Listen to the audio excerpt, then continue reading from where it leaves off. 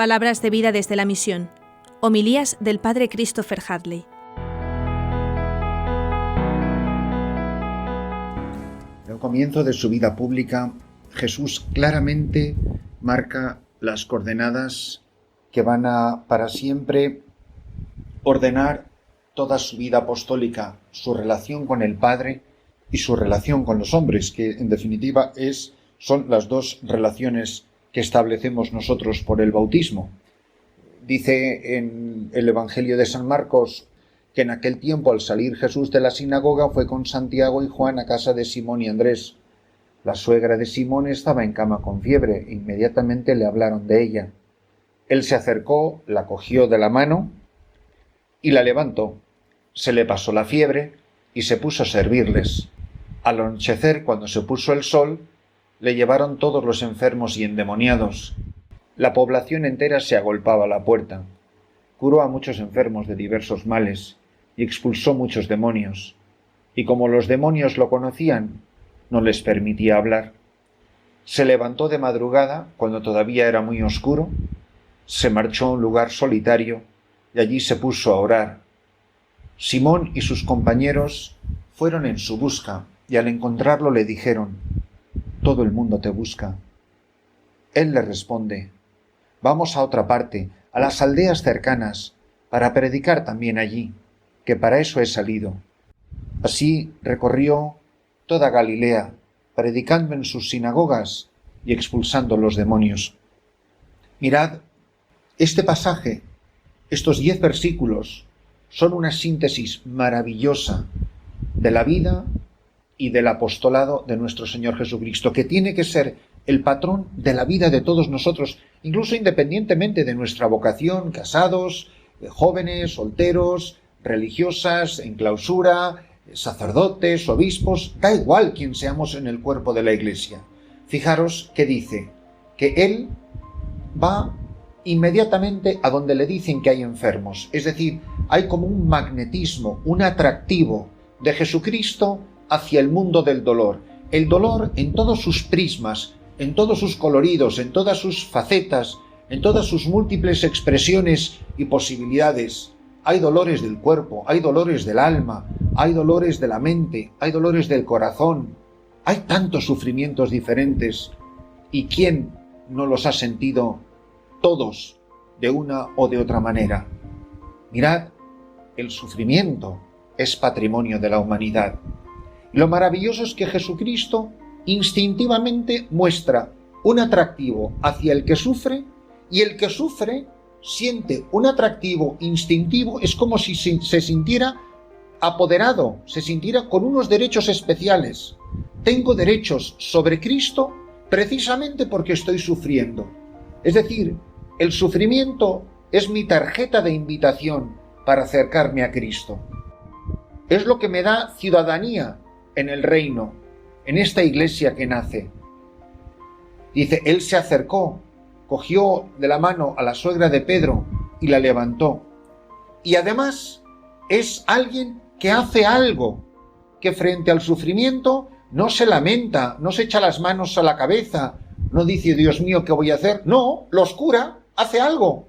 Frente al sufrimiento del hermano, haz algo. Frente al que sufre, no te quedes de brazos cruzados o no te quedes diseñando teorías. Si no puedes ayudar a todos los pobres del mundo, pues ayuda a uno, empieza por uno. La Madre Teresa siempre decía, si no hubiera recogido a un moribundo, nunca hubiéramos recibido a más de 60.000 en la casa de moribundos de Calcuta. Ella empezó con uno, y luego otro, y luego otro, que en el instante mismo en que vemos a un pobre, a una persona que sufre, a un enfermo, a un angustiado, a un depresivo, el que sea, que no podemos curarlos a todos, pues ayuda a uno, al que tú puedas, al que el Señor pone delante tuyo. Y dice que al atardecer, incluso la descripción de la escena es tan bonita, dice al anochecer, cuando se iba poniendo el sol, le llevaron todos los enfermos y endemoniados. Mirad, como en aquel tiempo, en el nuestro, el mundo está lleno de enfermos y de endemoniados, de gente que sufre y de gente que está atrapada por Satanás. Y no era un maestro de élites, como puede haber muchos maestros orientales, muchos gurús, mucha gente que está rodeado de élites, de grupos especiales. No, Jesucristo está rodeado de la chusma, que somos tú y yo, de don nadie, que somos tú y yo. Dice, la población entera se agolpaba a la puerta. Se agolpaba a la puerta no es que todo el mundo llegaba concentrada y todo el mundo se ponía en fila, no. Cuando uno está desesperado no se pone en fila. Cuando una turba está desesperada y ve que hay esperanza para su dolor y para su pena, no se pone en una fila ordenada. Dice que una muchedumbre entera se agolpaba a la puerta. Dice, curó a muchos enfermos de diversos males y expulsó a muchos demonios.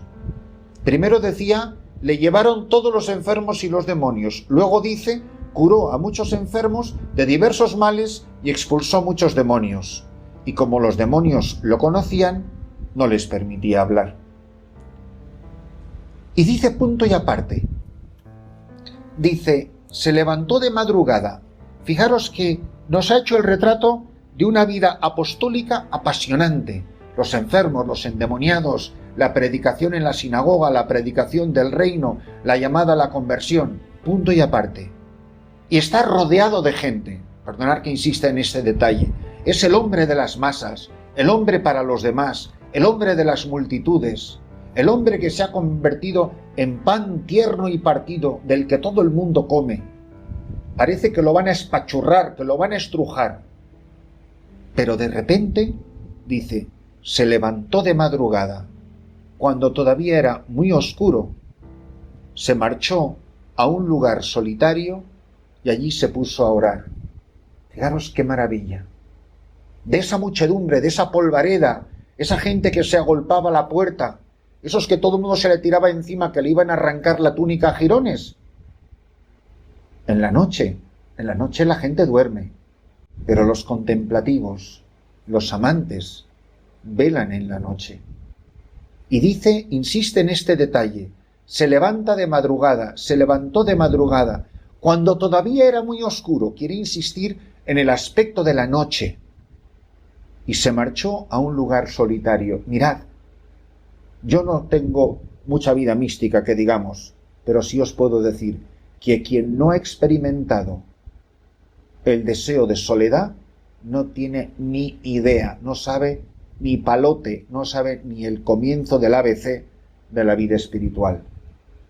La oración requiere soledad, como soledad requiere el amante que quiere estar a solas con el amado.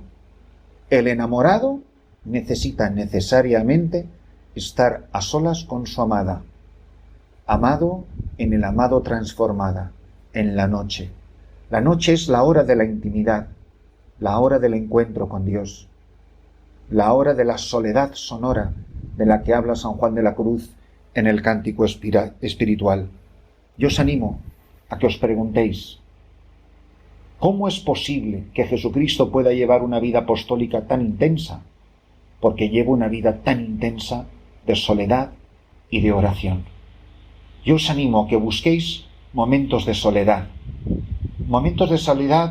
que puede ser salir a pasear al campo, pero es sobre todo estar a solas ante el sagrario, ante Jesús en la Eucaristía.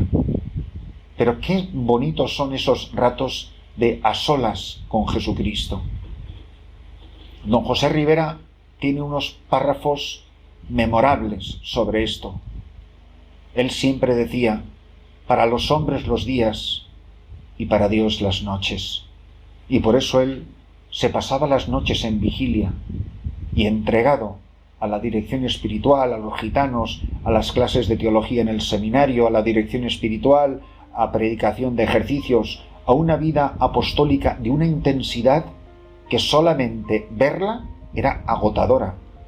Ya no puedo ni imaginarme lo que era vivirla. Pero era un hombre que no se cansaba. ¿Por qué no se cansan los santos? ¿Por qué no se cansan los místicos? ¿Por qué no se cansan los contemplativos? Pues porque lo dice San Juan de la Cruz, porque el amor ni cansa ni descansa. La oración no cansa, ni cansa a nadie, ni le cansa a uno mismo. El orante, el contemplativo, ni cansa ni descansa. Y dice que cuando estaba amaneciendo, lo encuentran y le dice Simón y sus compañeros: todo el mundo te busca. Mirad, qué frase tan bonita. Todo el mundo busca a Jesús, solo que hay millones y millones y millones de personas que no tienen ni idea que están buscando a Jesús. El Papa Juan Pablo II lo dice, hablando a los jóvenes: cuando buscas la felicidad, es a Cristo a quien buscas. Cuando buscas la alegría verdadera, es a Cristo a quien buscas. Cuando buscas la paz, la serenidad interior, es a Cristo a quien buscas. El corazón del hombre ha sido hecho para Dios, para el amor de Dios, para la soledad de enamorados con Dios. Pobre del sacerdote, pobre del laico que lleve una vida muy intensa de apostolado y no lleve una vida muchísimo más intensa de oración. Mirad, cuando llegamos a esta misión en la selva destartalada, cuando la casa no tenía ni puertas ni ventanas y vivíamos de recoger agua de lluvia, aunque todavía vivimos del agua de lluvia, lo primero que hicimos fue poner la capilla. La capilla donde todavía dormían los obreros, pero ahí estaba la capilla, Jesús en la Eucaristía. Y esas mañanas, esas madrugadas, yo solo en la capilla, os aseguro que son, si a mí me han preguntado tantas veces, tantísimas veces: Padre, ¿cuál es el momento más feliz de su vida? Yo, cuando entro por de noche en la capilla, a las 5 de la mañana o a la hora que más o menos llego, y expongo el Santísimo. Antes de que llegue el primer voluntario, cuando estoy solo con él, para mí uno de los mayores sacrificios, que siempre se compensa porque son una gran ayuda, es tener voluntarios en la parroquia, porque cuando estoy solo, esas horas de soledad en la capilla es el momento de mayor felicidad que yo recuerdo sobre la faz de la tierra. Estar a solas con el amado, amada en el amado transformada. Jesús en comunión con el Padre, con la mirada y el corazón vuelto hacia la noche, ahí a solas en descampado. Jesús es un hombre completamente feliz. Durante el día es un hombre entregado. En la noche es un hombre enamorado de Dios, enamorado de su Padre. Dios con él, un solo Dios, un solo corazón, un solo amor, una sola entrega. Y de esa soledad nace el apostolado. De esa amistad nace la predicación. De esa comunión de enamorados nace la evangelización, la proclamación, el anuncio del reino. Pobre de ti y pobre de mí si estamos dedicados a tantas tareas, pero estamos evangelizando con el depósito a cero de gasolina. Que el Señor nos conceda la soledad de los enamorados.